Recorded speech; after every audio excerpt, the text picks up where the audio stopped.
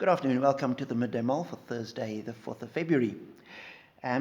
We often think, well, certainly I do, that if I could hear Jesus firsthand, imagine sitting at Jesus' feet, how life-transforming that would be, how much stronger my faith would be, what a different life I would live if I could hear Jesus personally. That would make all the difference. Whereas the testimony of Scripture is that is not necessarily true.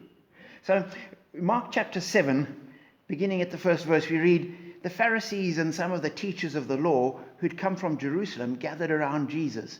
Here they were in the presence of the Son of God.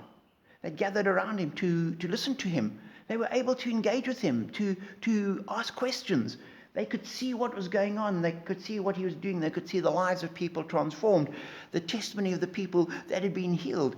They were there. They were in his presence. Surely their lives would have been turned upside down by the Son of God teaching.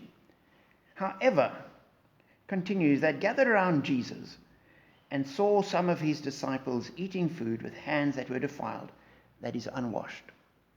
That's what they were focusing on, not listening to Jesus.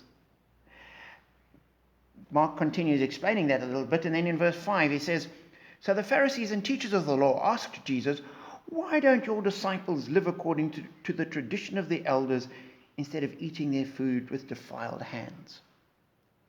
And they just didn't get it. They were right there and they missed it. They were focused on something else. They were interested in taking Jesus and his teaching and fitting it into their system and their structure.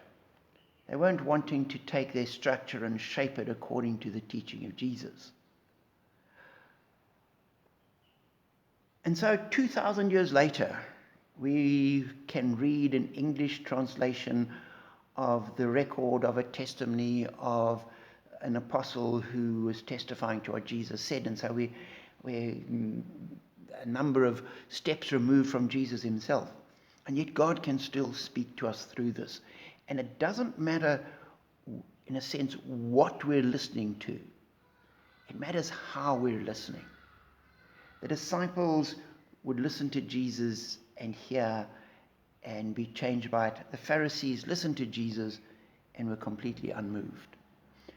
And so we need to pray, Lord, open our ears. We need to pray with Samuel, speak, Lord, for your servant is listening.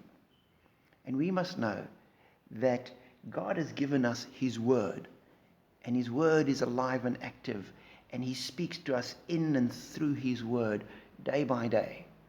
And so our prayer is not, Lord, give us a vision, take us back to Jesus, but our prayer is, Lord, open our ears, let us hear.